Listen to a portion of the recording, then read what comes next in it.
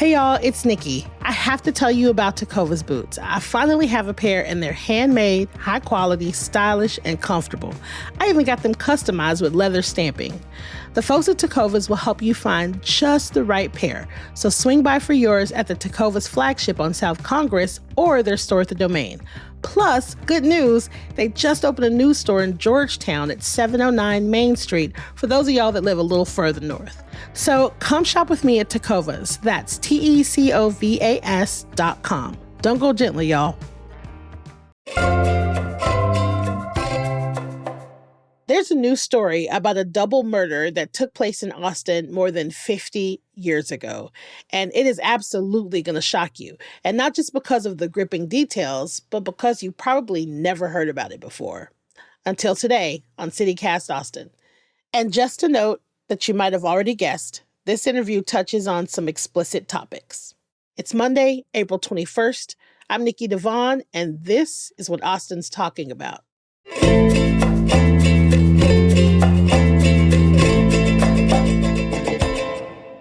Hello, I am here today with Steve Harrigan, award-winning novelist and screenwriter. So you've been a writer for more than 50 years. That's right. You managed to kind of avoid writing about crime until now with this long-form piece in this month's Texas Monthly magazine. And for some reporters, like a lot that I know, the crime beat is their very first. Why was this the right story to break your no crime streak? Well, it wasn't a deliberate streak, but I never felt that comfortable writing about other people's misfortunes, honestly. I always felt like an intruder, or I would have felt like an intruder if I'd actually done it. But in this case, I was asked to do it by the sister of one of the victims, John White, his sister, Margaret Ellison. She had read something I had read in Texas Monthly where I referenced the fact that I grew up in this neighborhood in Corpus Christi. And she sent me an email and asked, did you ever know my brother, John White? We also grew up in that same neighborhood. And I said, yeah, I did. And it was a kind of flashback moment for me because I had a vivid memory of meeting John White only once, even though we grew up in the same neighborhood. But I only met him, in college a week or so before he was murdered. And it was such a powerful, traumatic, lingering moment for me, even though it was traumatic in the sense, of course, for the families of John White and Keitha Morris, it was traumatic on a stratospheric level. For those of us who kind of knew John and didn't know Keitha, or vice versa, it was a terrible tragedy that we kind of moved on from, to my shame in some ways, and didn't reconnect with it until many, many years later, after Margaret asked me if I was interested in writing about it. It seems like it's kind of fate. You have this feeling like, I don't want to be in people's personal lives. I don't want to talk about the most terrible parts of their life. And then someone comes to you and please, shed light on this thing that feels like people have forgotten. It's an honor. It's kind of, it's sad. And the story is heartbreaking, but it's full of every detail. It's full of so much. So you've successfully done what his sister wanted you to do, which is kind of beautiful. Hard, for sure, but beautiful. You've shed light on this.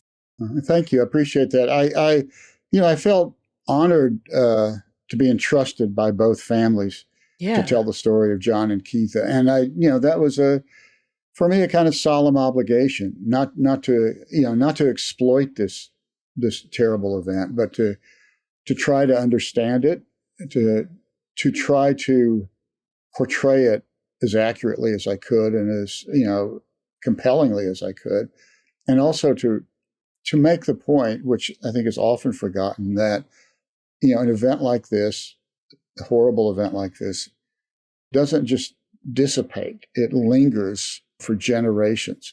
And so, a major part of the story, the reason for me for doing the story, was to try to acknowledge that fact and to acknowledge the fact that it's been 3 generations now where people are still recovering in a way from the death of someone they may not have ever known, but where there's this dark family lore that's sort of weighed on their lives ever since they were born. Right. Yeah. So let's talk a little bit about what happened. What happened to John White and Keitha Morris? Well, this happened in January of 1969, early in January of 1969. John White and Keitha Morris were two UT students. Both were remarkable people in almost every sense of the word. Very, very talented, ambitious young people. John had been in the Peace Corps, one of the youngest ever Peace Corps volunteers. He had been politically active in the 1968 presidential campaign for Eugene McCarthy. He was a pioneer Texas surfer, one of the original people who brought the sport of surfing to Texas. Keitha was from White Deer up in the Panhandle. She was one of the most beaming and engaging and beautiful people. And again, I keep talking to people who thought her just magnetic. She had a career ahead of her, everybody believes, as an actress. She was very interested in acting. So John and Keitha met. They had been dating probably for about a month. They got together again after Christmas break. And they went out on a picnic with several other friends to Bull Creek, which is at that time pretty far outside of Austin. Now it's well within the city limits. And this was a warm January day, and they were just hanging out. And the people who had been with them left, and so they were by themselves. And another student or ex-student, he had flunked out of school, the 21-year-old guy named Clyde Durbin Jr., obviously suffering from a lot of mental problems, walked up to them and for no reason that anybody could ever understand, shot John and kidnapped Keitha. And the next day, her body was found in Inks Lake, 40 or 50 miles away. And she had been drowned and menaced in all sorts of ways. Yeah. Not sexually, though, which was interesting because it added to the sense that there was no clear motive. Yeah. Mm-hmm. Yes. And so they died. And it was a deeply, deeply traumatic moment. They were both sort of really good looking, really well liked. And this is the way the media exploits crimes. So it was kind of perfect fodder in a way for media attention. There were all these articles in the kind of tabloids of the time, these magazines like True Detective and stuff like that. But there was a lot of just regular press attention paid to the trial and to their deaths. And it's funny because a lot of what I'm writing about in the story is what life was like in Austin, Texas in 1969. And for me as a student, I think I was a junior or sophomore, I didn't have a newspaper subscription. I didn't have a TV. And so there was, going back and looking at the newspaper coverage of this, I was kind of shocked by how ignorant I was. I just and I talked to a lot of people who were close with John and Keitha who kind of felt the same way. Their curiosity was blunted somehow, I think just because of the shock of this incident. Today, it would be all over everywhere. You couldn't escape the information. Right. It'd be in your hand. Yeah. But then it was like you had to actually go out and search hard for information in a way that I didn't know how to do. So the crime got kind of buried in a way in people's minds. And it's only resurfaced in mine when Margaret contacted me and asked if I would be interested in writing about it. It's so interesting because I'm just on that cusp. There were no cell phones in my childhood. There were, you know what I mean? Like I come from a childhood of Encyclopedia Britannica and newspapers that my parents read. I didn't read newspapers. When I was in college, everything that I heard from word of mouth. And so I totally understand when you're in college, you're seeking out information, but in a different way. You're just trying to get through college. And your world is kind of wrapped up in this very, very tight bubble and community, especially on UT. I think that what people forget about college sometimes is that that becomes your entire world. Yeah. And to your point, like if it was now, like there was a murder here of Haruka Weiser in 2016, to your point, it's everywhere. It's in your hands. Why do you think the story isn't well known now? Well, I think for several reasons. One, unfortunately, murder isn't as rare as we might want to think. Yep. John and Keitha were in some ways a statistic. I mean, they were two people who were killed in a world in which people are regularly killed. It's on the headlines, one day, it's gone the next. The trial happens, the perpetrator goes to jail for a while at least, and it's off the radar. The other reason I think is more complicated, because this happened in 1969, a little over 2 years before. There was another spectacular murder when Charles Whitman went up into the UT Tower and shot 13 people and wounded 31. And then there was a mood of fatal, Kennedy had been shot in 63. There was a dark cloud hovering over the country. Martin Luther King and Bobby Kennedy had been killed the summer before. The Vietnam War was at its height. So there was just a whole lot of negative energy. And, college kids, as you said, were kind of back then sort of self-absorbed and closed off. And there were other things pushing this story off the headlines, namely the Manson murders, which happened during the trial. That's right. Okay, yeah. The Apollo moon landings, the Chappaquiddick. Lots of stuff was going on. Yeah, it's kind of like today. There's one scandal, one tragedy. Yeah. On to the next. And so there was no way for people to linger. And you can't keep up. Even in some ways for the victims, the victims' families. I think, this was before grief counseling and all that kind of stuff. Right. So I think people had to move on just for their sanity. Not to say that they weren't deeply, deeply haunted and traumatized by this event, but I don't think there was much encouragement in the culture to let's take a moment, let's really talk about what you're going through. I just think people had to find their own way through this horrible situation. Yeah. That makes sense. I just forgot until I read your article how much was going on at that time. That was a lot. I didn't have enough space in the article to mention all these things. There was a lot going on.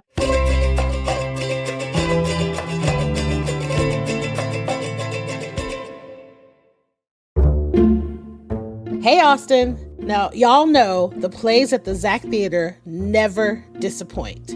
And there is a new one that people can't stop talking about. And honestly, it couldn't have come at a better time. History Meets Humanity in the Tony-nominated play called What the Constitution Means to Me. And since its premiere in 2019, this Pulitzer Prize finalist has captivated the theatrical world and taken Broadway by storm. This play reimagines the Constitution's impact on future generations of Americans.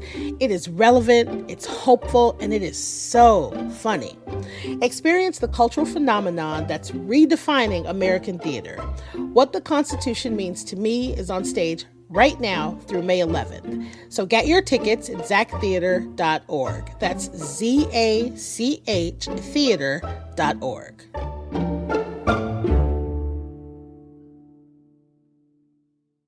What sort of promises have you made to yourself this year? Getting in better shape, eating healthier, saving more money, traveling somewhere new? What about discovering a new culture by learning a new language? With Babbel, you can do that in just a few weeks. I'm David Plotz, the CEO of CityCast, and I've been learning Spanish with Babbel. Babbel's quick 10-minute lessons, handcrafted by over 200 language experts, get you to begin speaking your new language in 3 weeks or whatever pace you choose.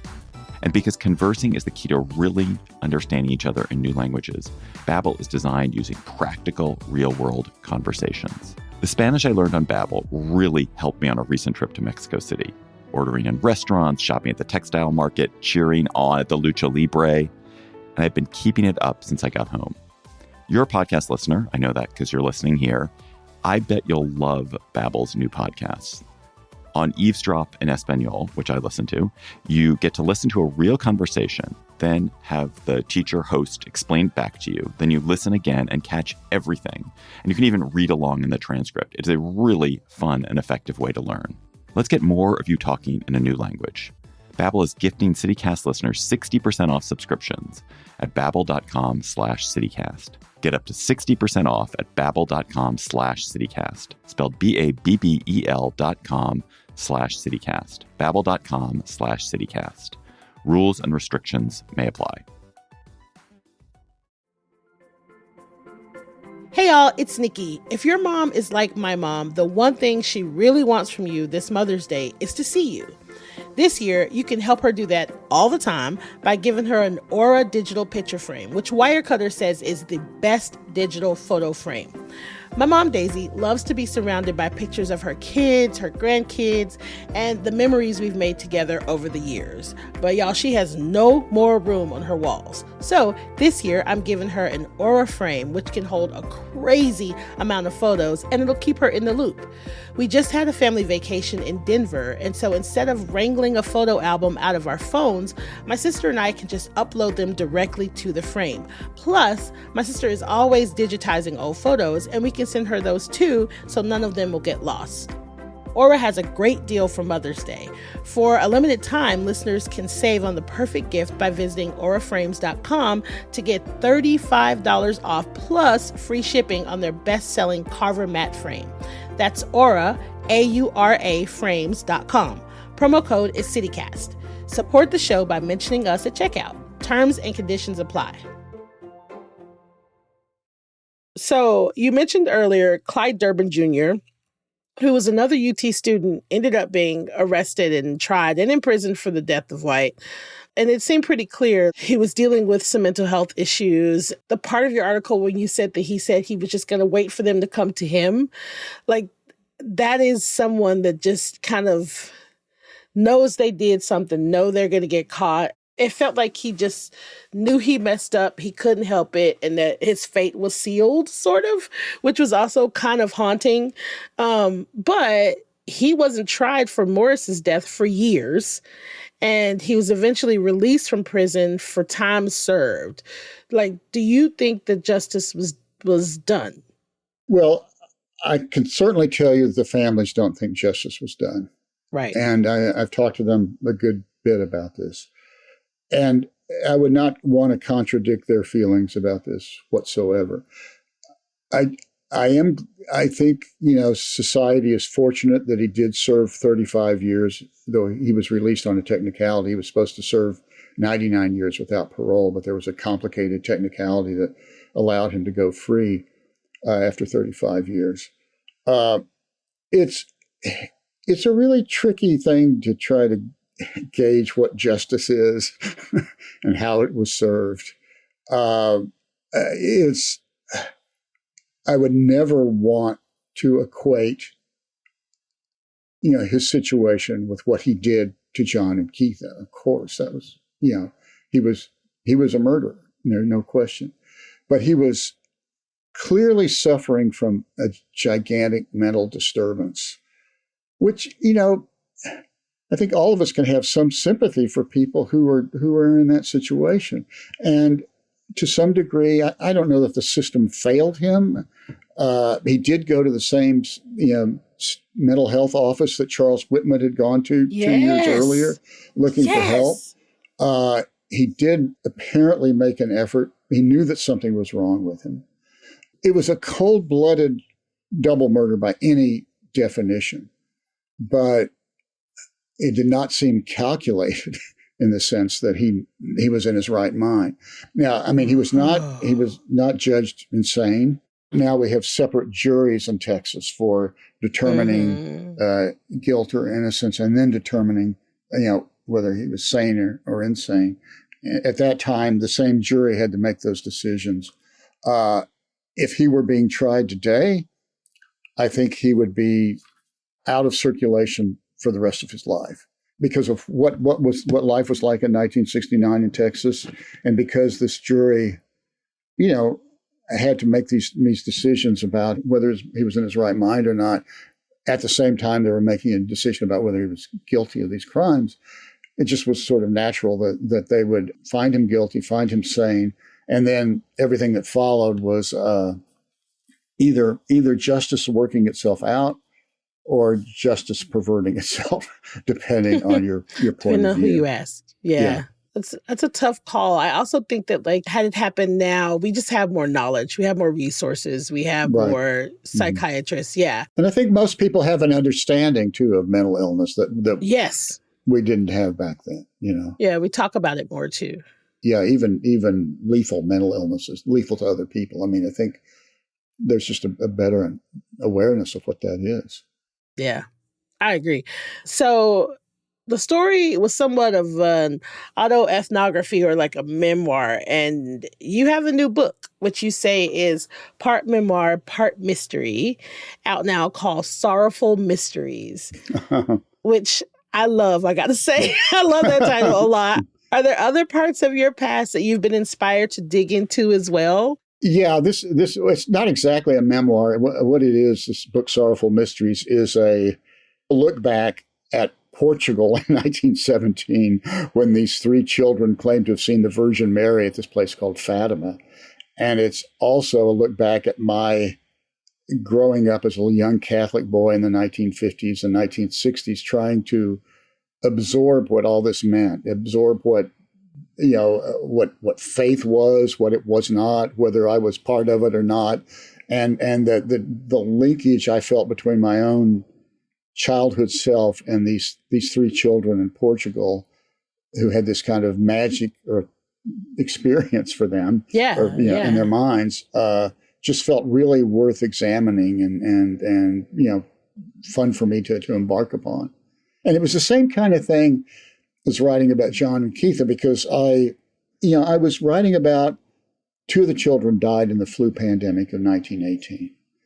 And I visited the places where they died, the houses and the hospital. And I visited the place where, the surviving young child who became a mystic nun and lived to be 97 years old, Sister Lucia. I visited her convent in Portugal. And, you're in the presence of death and faith and mystery.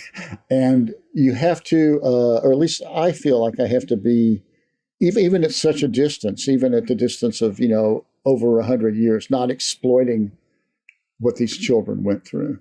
And so it was a really interesting experience for me.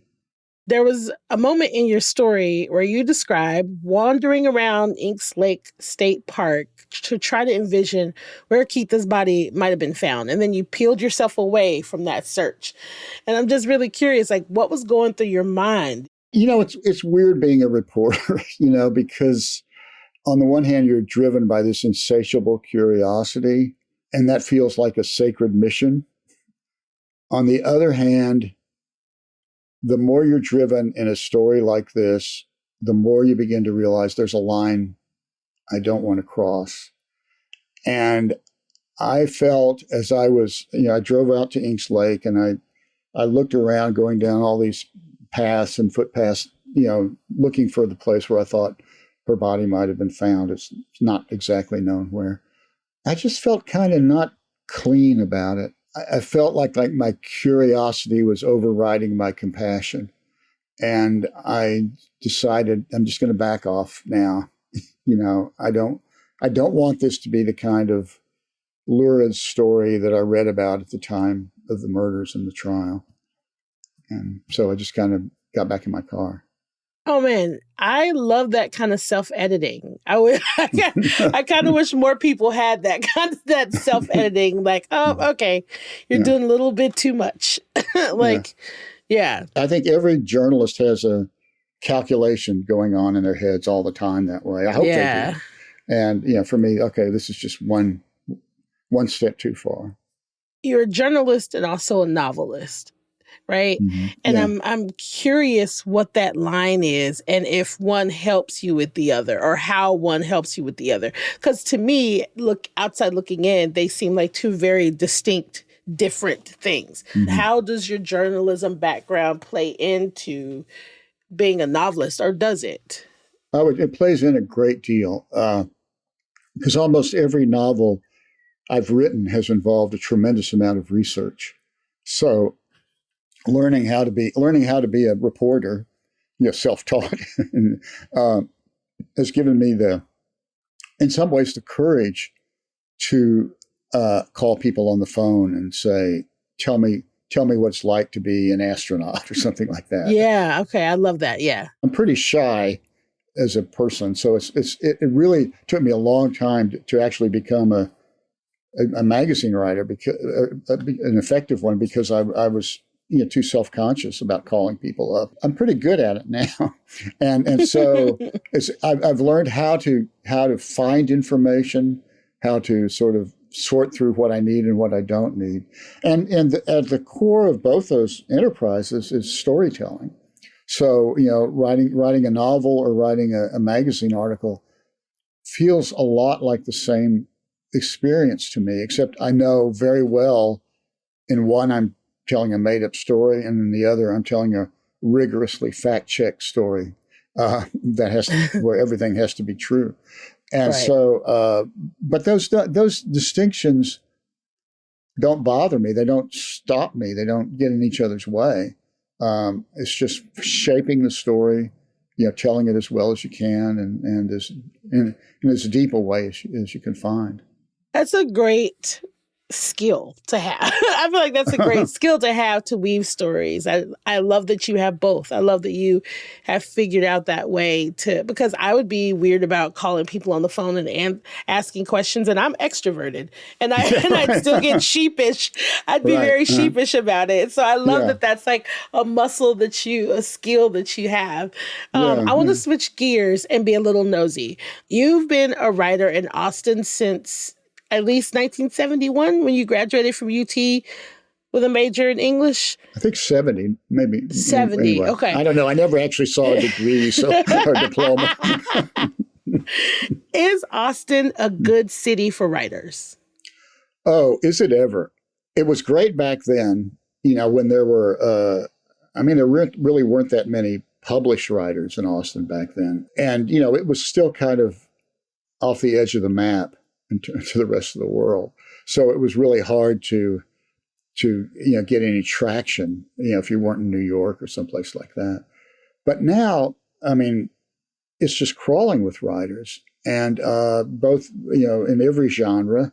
One of the great things about Austin has always been true, I think, is that there's a sense of, a rising tide floats all boats, so people aren't angry at anybody else's success. They're thrilled by it, and there's a sense of comradeship and fellowship that transcends any sort of instinctive competition that you might feel.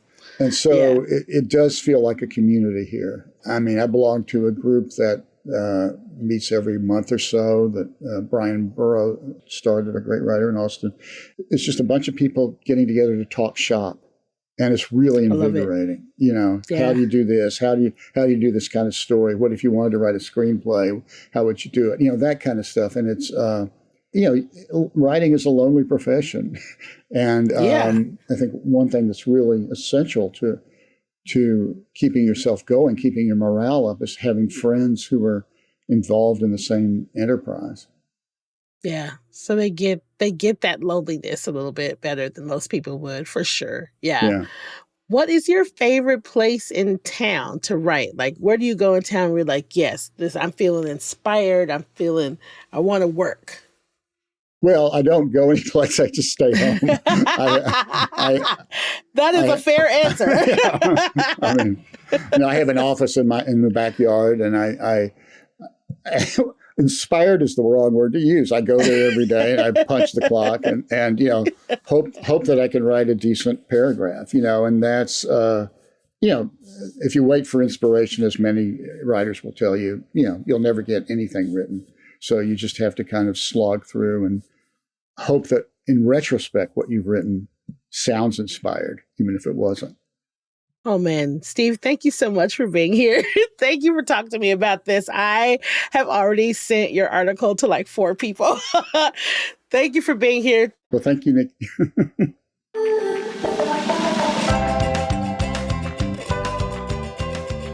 That's all for today here on CityCast Austin. You can find links to Steve's story and other work in our show notes. If you enjoyed the show, why not tell a friend, rate the show, leave us a review, and subscribe to our Hey Austin newsletter. We'll be back tomorrow morning with more news from around the city. Bye, all.